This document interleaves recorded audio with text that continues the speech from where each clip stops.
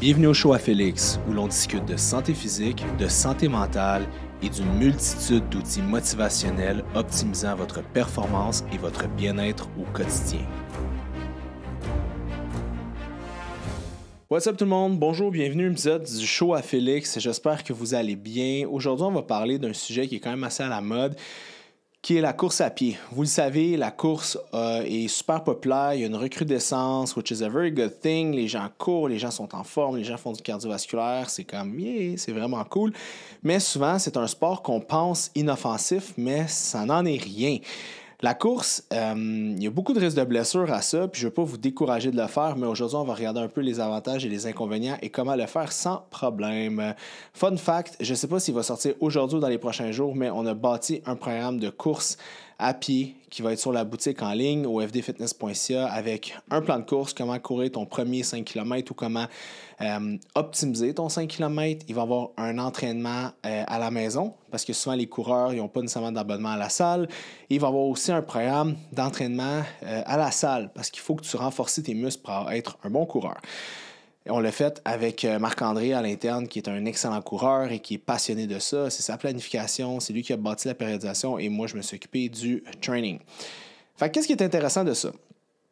Bien, il faut comprendre que quand vous décidez de courir, c'est une bonne chose. C'est juste que, tu sais, la course, là, il y a beaucoup de gens, je ne sais pas si vous avez des gens dans votre famille, genre des oncles ou des tantes qui sont comme, non, là, j'ai pris du gras, j'ai une bédaine de bière, j'aime pas ça, je vais commencer à courir, s'achète une paire de souliers, ils ont vu une annonce de Oka, là.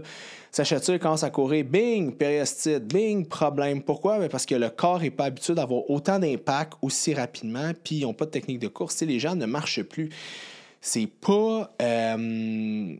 c'est commun que je vois des gens dans mon bureau qui font moins de 5000 pas par jour. Je ne sais pas si vous vous rendez compte, mais c'est vraiment dégueulasse. Moi, là, mettons, je vais chez mon beau-frère, il habite à genre 1h20 de chez nous. C'est, mettons, aller-retour dans la même journée, c'est, mettons, presque 3 heures. Je suis assis sur mon steak pendant 3 heures, je vais me tirer une balle. Là, j'exagère, là, je ne veux pas parler de mort puis de suicide, mais ce que je veux dire, c'est que on dirait que je digère mal, je me sens pas bien, je me sens ankylosé. J'imagine pas si vous travaillez 8 heures assis, vous devez débuzzer. Fait que les gens ne marchent plus. Fait qu'on dirait qu'ils perdent leur repère de comment marcher, comment courir. Fait qu'avant toute chose, avant de débuter un programme de course, bon là, tout ça va être dans notre document si vous voulez vous l'acheter, mais là, aujourd'hui, on va jaser entre nous. Il faut savoir comment courir. Puis on commence, la première des choses, c'est des espadrilles. Il faut avoir des bons souliers. Il y a 3 façons de courir. Il faut courir talon-orteil, il faut courir directement au niveau du plat du pied ou orteil. C'est plus en mode là, courir orteil comme il y a 10-15 ans. Là, j'ai vu l'autre jour une madame qui courait avec ses orteils, puis j'étais comme, yo, tu vas te défoncer le tibialis antérieur. Genre, c'était... Mais là, je pouvais pas courir. Madame, attendez! Non, je pouvais pas faire ça. Fait que je jugeais en coin. Non, je jugeais pas, mais bref. Fait que c'est ça.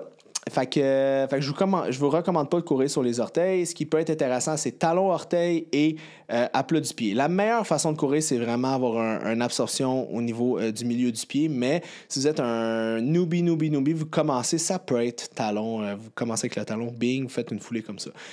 Fait qu'il faut avoir des bons souliers. Moi, je vous conseille quand même un soulier qui a beaucoup de cushing, là, qui a une belle absorption. On parle de... Puis, ils en font toutes. Là. New Balance, moi, c'est mes préférés, mais tu sais, il y a New Balance, il y a ASICS, il y a Oka, il y a ci, il y a ça. Fait que le but, comme ça, c'est un soulier, c'est pas nécessairement s'il est léger ou s'il est performant, parce que quand un soulier est performant, c'est qu'il y a un haut taux de... Il y a un haut taux de quotient de restitution. Le quotient de restitution, c'est que... Savez-vous que vous allez peut-être courir plus vite avec un soulier de ville qu'un soulier de course? La raison, c'est qu'un soulier de course a souvent un gros cushing là, au niveau du talon, de l'absorption. Fait que quand vous courez, la force qui est produite est absorbée par le talon, donc ne rebondit pas au sol, fait que ne remonte pas sur vos genoux, vos hanches de façon trop agressive. Tandis qu'exemple, vous courez avec des Converse, l'absorption va être minimale, fait que le retour va être vraiment vite. Fait que vous restez courir un peu plus vite, mais vous pétez toutes les articulations. C'est pour ça que si vous débutez, on veut commencer, on s'en fout de la pesanteur du soulier. Au pire, vous travaillez vos fléchisseurs de la hanche à faire la job. Mais vous voulez commencer avec quelque chose qui a une bonne absorption pour ne pas vous blesser. Il faut aimer la course. La deuxième des choses qui est important de regarder, bon là, vous avez votre soulier. La deuxième des choses, c'est du renforcement musculaire. Si vos abdominaux ne sont pas assez forts, si votre bas du corps, vos cuisses, vos ischios, vos fessiers et vos mollets ne sont pas assez forts, vous allez avoir des crampes, ça va vous brûler, vous allez manquer d'explosion, d'endurance, les jambes vont vous faire mal. Oups. Fait que vous voulez absolument avoir des jambes assez fortes et assez endurantes pour toffer, exemple 5 km. Fait que vous voulez faire du renforcement musculaire sur ces muscles-là. Le vaste médial oblique, le quadriceps, tout ce qui est muscle fléchisseur de la hanche, vous voulez travailler l'ischio-jambier pour vous fouler si vous êtes dans une côte, vos mollets, gastrocnémien et tout ça. Fait que vous voulez faire du renforcement au niveau des jambes et vous voulez travailler votre cardiovasculaire. Vous pouvez travailler votre cardiovasculaire sur la course, qui est une très bonne chose. L'autre chose à regarder au niveau de la course, c'est le pas. Moi, je vous conseille toujours de commencer à courir à 180 BPM. Un truc que je peux vous donner, c'est prenez-vous, exemple, une playlist YouTube, là, au lieu d'écouter mes podcasts, là, comme skippez mes podcasts pour la course, écoutez-les plus en marchant, et écrivez 180 BPM run. Et là, vous allez avoir un métronome, toc, toc, toc, toc, et le but, c'est de mettre un pied devant l'autre à chaque fois que ça fait toc, toc, toc, toc, toc, toc. Et comme ça va vous donner des plus courtes foulées. Parce que le gros problème, souvent, des gens qui commencent à courir, c'est qu'ils font des longues foulées. Fait que là, ils garochent leurs pieds vraiment en avant. Puis souvent, ils manquent de flexibilité dans la chaîne postérieure à cause qu'ils sont toujours assis. Fait qu'ils irritent le nerf. Le nerf sciatique, il tire, il tire, il tire, il tire. Puis à un moment donné, smack, crée de l'inflammation. L'inflammation s'en va pas, le dommage musculaire. Et ça cause des problèmes. Fait qu'on va faire vraiment attention à tout ça. Fait qu'on va faire attention à avoir des petits pas dynamique. Je vous dis pas qu'à un moment donné, vous ne pouvez pas changer. Peut-être qu'un jour, vous allez être tellement puissant et tellement mobile que vous allez pouvoir changer. Mais si vous commencez, vous êtes un débutant intermédiaire, allez-y comme ça, c'est bien important. L'autre chose aussi, quand vous faites sa course, fait que là, on a le rythme, on a les souliers, on a la musculation et le reste, c'est la programmation. Là, c'est sûr que dans notre plan qu'on a bâti, il y a une programmation qui est faite, mais le but, c'est de programmer. Vous avez différentes filiales énergétiques. Vous avez l'aérobie et vous avez l'anaérobie. L'aérobie, là, c'est que vous utilisez l'oxygène comme ressource primaire pour brûler des calories. Et l'anaérobie, c'est que vous utilisez le sucre comme ressource primaire. Et le but, c'est d'être capable de faire des bonnes vitesses, des bonnes distances tout en étant en aérobie. Parce que l'aérobie, vous pouvez toffer longtemps de l'oxygène, vous en avez à pu finir, puis du gras, ben vous en avez pas mal. Fait que vous pouvez durer quand même assez longtemps sur ces réserves-là. Tandis que l'anaérobie, on a un maximum de stock de glycogène sur lesquels on peut compter pour ce genre d'activité-là. Fait que vous voulez être en aérobie le plus longtemps possible. Ce que ça veut dire, c'est que vous devez pousser votre seuil le plus loin possible. Et comment entraîner son seuil? Le seuil, dans le fond, c'est quand tu tombes de l'aérobie à l'anaérobie. Tantôt, tu es capable de jaser, puis tantôt, tu n'es plus capable, tu râles, tu sais. Fait que comment faire le switch? Relativement simple, ben simple. Il faut que tu t'entraînes sur le seuil. Fait qu'il faut que tu t'entraînes sur le sweet spot entre les deux. Fait qu'on parle de zone 2, zone 3-ish. Fait que vraiment, vous jouez ce que ça va faire, c'est que vous allez bâtir des ions H+. Vous allez bâtir des ions H+, et tranquillement pas vite, vous allez être capable de pousser votre seuil lactique. Fait que votre threshold pour ne plus être capable d'être en aérobie, pour tourner en anaérobie, va être beaucoup plus long. Fait qu'à travers les jours et les semaines et les mois, le même effort, vous allez pouvoir toujours l'augmenter et rester en aérobie dans le processus. Donc, vous êtes capable de toffer plus longtemps. Le but, là, un très bon coureur, c'est quelqu'un capable de courir vite, de façon dynamique, explosive, tout en étant en aérobie. Ça veut dire que lui, quand il n'est même pas encore... imaginez l'anaérobie comme votre turbo sur votre auto. Là, il n'y a plus d'autos qui ont des turbos. Je sais même pas ça... Je pense que quand j'étais jeune, j'écoutais trop Fast and the Furious. En tout cas, vous voyez ce que je veux dire? Fait que l'affaire, c'est que l'anaérobie, vous voulez le pousser à la fin. Là. Quand vous êtes comme, aïe, là, il faut que je donne du gaz, là, vous ouvrez full throttle. Mais vous ne voulez pas être full throttle tout le long. Il n'y a personne sur cette planète Terre qui a assez de ressources énergétiques pour toffer comme ça. It's impossible. Fait que ça, c'est vraiment important que vous le compreniez. Fait que, en course, vous voulez vous assurer de pousser votre seuil et de cette façon-là, vous devez avoir une bonne programmation. Il y a une myriade de façons d'y arriver, mais l'idéal, c'est d'entraîner parfois en intervalle, parfois en continu, faire des tests et d'y aller comme ça. Là, la périodisation, vous pouvez la trouver sur la boutique. Là, on l'a tout bâti, mais le but, c'est vraiment d'avoir quelque chose qui est adapté à votre course. OK? Et c'est ça. L'autre chose aussi, c'est que, je le dis souvent, mais n'essayez pas de tuer 2 oiseaux avec une seule pierre. OK? Très sadique, mais j'adore les films d'horreur. Mais j'adore les animaux, fait que oubliez ce que je viens de dire. Je suis même pas capable de chasser. T'sais. Même moi, ça de mes chums, Rémi, il va chasser. Moi, c'est comme si je mange de la viande, mais on dirait le tuer qui me regarde, puis j'ai même la misère. Mais bon, J'imagine que c'est parce que je viens d'un milieu urbain et non rural. Ça sera une autre discussion. J'en étais où, moi, avec mes shorts? Oui, n'essayez pas de tuer 2 oiseaux avec une seule pierre. Ce qui est important, je déconne. Ce qui est important, c'est que si vous voulez faire de la course, concentrez-vous à devenir un excellent coureur. Si vous essayez de tout faire, être un bon coureur, un bon bodybuilder, être un bon ciel, bon ça, tu sais, les fameux athlètes hybrides, là, c'est correct, c'est juste que vous êtes correct dans tout puis excellent dans rien. Puis là, il y a quelqu'un qui va me dire « Ouais, mais Félix, telle personne, Nick Bear, whatever, who, il est vraiment bon, c'est un athlète hybride, il fait des bons temps. » Ouais, mais imagine s'il se concentrait sur son sport, il serait débile mental, il casserait tout, tu sais. Fait que c'est des filets énergétiques qui sont différentes. C'est pour ça que le CrossFit, c'est pas mon sport préféré, parce que ça travaille trop de filets énergétiques différentes qui sont en contradiction l'une avec l'autre. Si vous voulez travailler votre système cardiovasculaire, le problème, c'est qu'une longue course, vous allez créer beaucoup de dommages musculaires, vous allez blesser votre fibre et cette fibre-là va être sock-up par des ions H+, et vont être remplacés par la suite, mais ne va ni grossir ni dupliquer. Fait que vous ne pouvez pas créer vraiment d'hypertrophie dans un processus et ça va faire de l'inflammation. Fait que vous allez faire du dommage musculaire. Fait que si vous décidez de courir à tous les jours, ben déjà là, vous allez créer de l'inflammation qui va être systémique, qui va être toujours sur votre corps et malheureusement, ça peut vous nuire à long terme. C'est pas l'idéal de le faire comme ça.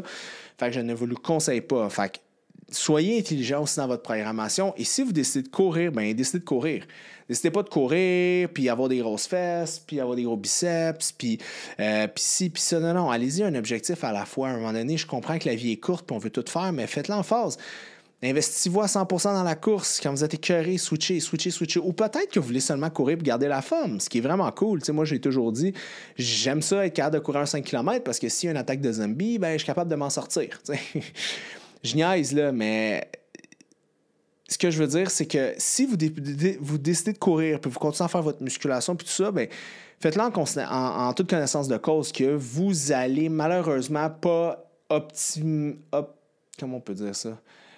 Performer à votre plein potentiel parce que vous essayez de faire plein d'autres trucs en même temps. Fait que choisissez moins d'objectifs et focussez sur ce nombre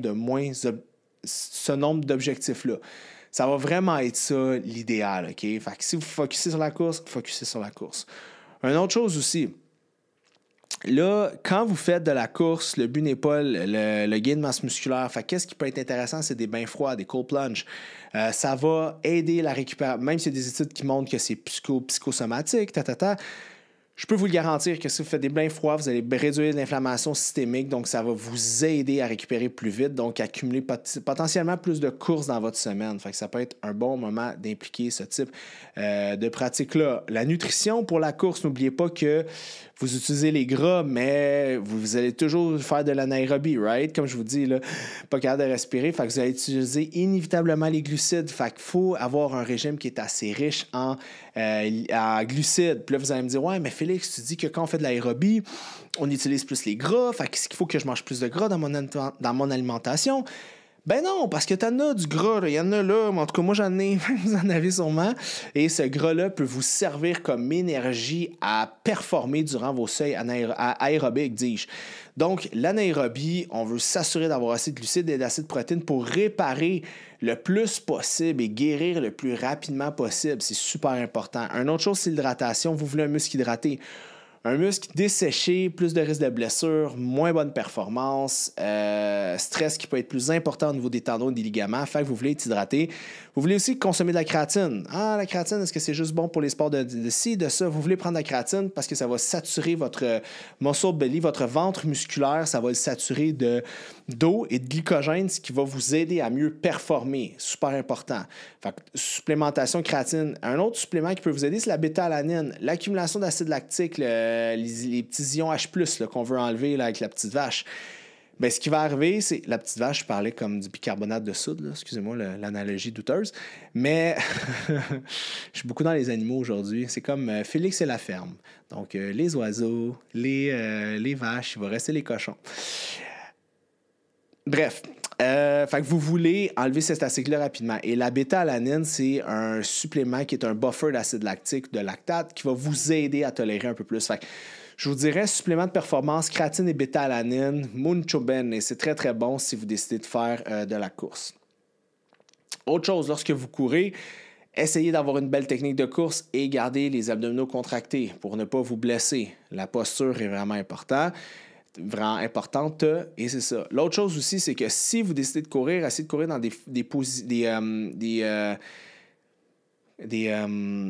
conditions favorables. Fait que, tu sais, allez pas courir durant l'espèce d'extrême chaleur. Là. Des fois, je vois des gars courir, il fait genre à peu près 55 degrés, ils sont en bédaine, ils sont comme no pain, no gain. Mais oui, mais pas si vous êtes un débutant. C'est sûr qu'il y a des avantages à courir dans des conditions pas avantageuses. La première, ben, c'est que vous allez être habitué à ça. Si vous êtes de faire des demi-marathons, des courses ou des marathons, whatever, ben, vous allez être déjà habitué à certains types de températures. Et l'autre chose, c'est que c'est sûr que si vous courez dans une température très chaude, vous allez comme travailler plus en hyperdermie, puis ça va aider à stimuler certains récepteurs comme du heat shock protein, puis des récepteurs qui vont vous aider à votre ATP, à vous thermoréguler au niveau de la température, qui peut aider à stimuler la mitochondrie et à augmenter la santé de vos cellules de votre corps. C'est un peu le même principe que faire des saunas. C'est pour ça que moi, je fais des saunas, 30 minutes de sauna à tous les jours. Excusez-moi, j'ai reçu comme un message qui m'apparaît.